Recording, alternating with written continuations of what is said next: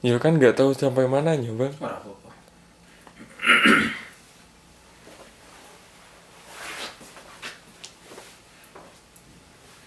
Pari itu adalah daerah yang diberkati.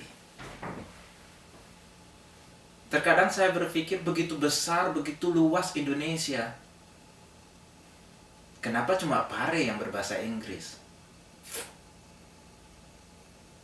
Gak usah peduli deh bahasa Inggris mau bagus mau enggak. Come on. Just join. Come in. Alfalfa ada untukmu. Kami membahasakan bahwa Indonesia terlalu luas. Dan generasi Indonesia sudah tidak ada. Maka Pare masih hidup kawan. Di antara orang-orang yang datang ke Pare hanya bermain, berlibur, berpikir bahwa menghabiskan waktu di sana, di jeda-jeda di antara kuliah, di antara sekolahnya. Kami ada kawan. Alfalfa, kami masih ada. Jangan terlalu berpikir, bagaimana nanti. Kue sera-sera, kata sebuah lagu. Nggak usah berpikir apa yang akan kejadian nanti besok, apa yang akan datang besok, bagaimana nanti besok, lusa bagaimana. Nggak usah berpikir. Kalau you berpikir, berarti you mendahului Tuhan. Mari belajar bersama kami, mari berbagi bersama kami. Hidup di Pare tidak mahal. Sebelum itu menjadi mahal, datanglah, belajarlah. Kami tidak berkata atau kami tidak akan mengatakan bahwa kamilah yang terbaik. Tidak. Tapi buktilah yang akan berkata. Saya cerita sedikit teman-teman Alfalfa Makassar. Beberapa hari yang lalu saya dikontak oleh teman lewat Facebook. Dia bilang, "Hello Mr. Jun, how are you?"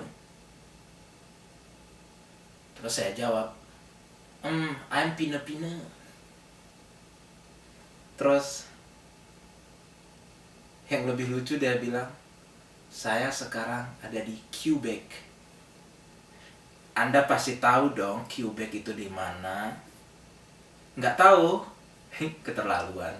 Quebec itu bagian utaranya dari Kanada. Daerah yang dingin. Nah, dia bilang, "Tapi saya tidak tinggal di Quebec, Mr. Jun." Loh, jadi ngapain kamu di sana? Dia bilang, "Saya kuliah di Toronto." Jadi ngapain di Quebec?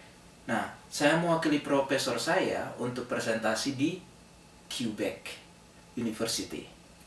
Dia kuliah di Toronto University. Saya tidak tahu, lupa mungkin dia angkatan keberapa di Alfalfa. Dan wajahnya juga hampir lupa. Tapi yang dia katakan satu. Saya sudah belajar di mana-mana, Mr. Jun. Sudah belajar di Jakarta, belajar di Bandung. Terus katanya di Medan itu bagus, saya pindah ke Medan. Dan terakhir katanya di Pare bagus, saya pindah ke Pare. Selama 3 bulan saya di Pare tidak dapat apa-apa. Dan terakhir saya masuk ke Alfalfa. Yang membuat saya bahagia, dia katakan nih, di saat malam itu ada seorang pembicara yang mengucapkan, "Assalamualaikum warahmatullahi wabarakatuh." Gitu. "Apa kabar teman-teman semuanya? Alfalfa. Tuh, thumbs up." Semuanya kan berteriak seperti itu. Nah, itulah awal pertama dia masuk ke Alfalfa. Sebelumnya dia bertanya pada Mr. Hollis di Daffodil, apakah Alfalfa masih ada? Nah, saat itu dia berada di camp 2. Usianya dia kurang lebih sekitar 43. Padahal kami punya murid juga, teman belajar maksudnya, berusia 65, 63, 70, bahkan ada yang 73, bahkan lebih yang menjadi murid di sana. Itu yang paling tua mungkin. Yang paling muda, jangan tanya, kelas 5 SD, kadang kelas 4 SD. Tapi belajar kan tidak tergantung dari usia, tapi seberapa besar semangatmu. Nah, kita lanjut pada seorang itu, usia sekitar 43-an. Dia seorang dokter. Dan dia belajar akhirnya bersama kami di Pari. 2 bulan apa sebulan lebih dia belajar. Akhirnya dia bisa sedikit-sedikit lah berbahasa Inggris dan menjadi pembicara internasional di sebuah seminar. Padahal seminar itu adalah impian dia sejak kecil. Maksudnya sejak dia kuliah. Dia tanamkan dalam dirinya, saya harus menjadi pembicara dalam seminar seperti itu. Seminar internasional, kawan. Artinya, use English. Talk everything about English. How about you? Mau coba? Satu lagi teman yang sangat saya banggakan adalah nggak enak nyebut namanya. Cak saja deh. Saya bangga sekali mengenal anak ini. Saya tahu ceritanya, bagaimana susahnya dia berbahasa Inggris, dan sekarang saya sangat kagum sekali pada dia. Cak,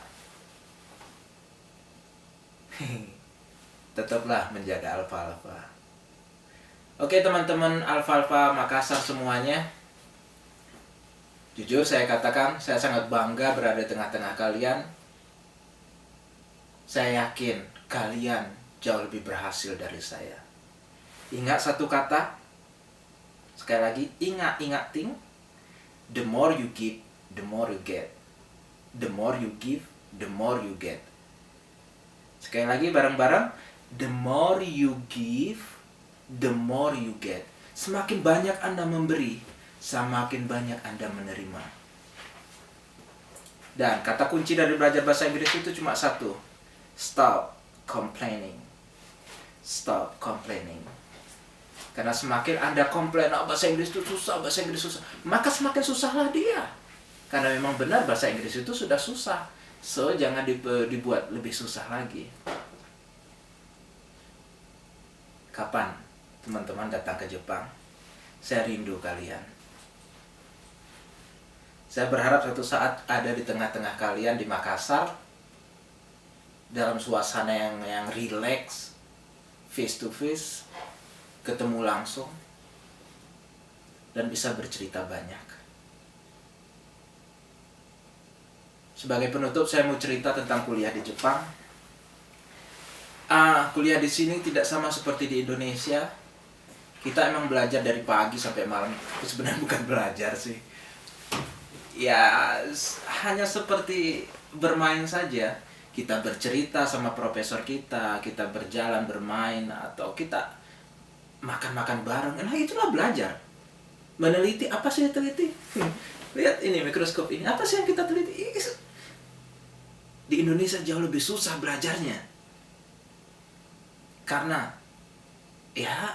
nggak enak ya ngomongnya. Tapi yang jelas di sini profesor tahu bagaimana cara belajar kita, terus bagaimana metode kita, dan dia sesuaikan dengan metode belajar kita. So, kalau benar-benar mau jadi orang, come on guys, merantaulah. Dengan merantau kau akan tahu siapa dirimu. Nggak usah bercerita tentang A, I, U, E, I, O lah. Merantaulah. Setelah kau merantau, kau akan tahu bagaimana dirimu. So, alfa-alfa, I love you. Satu saat kita akan ketemu lagi. Tunggu aku di sana. Assalamualaikum warahmatullahi wabarakatuh.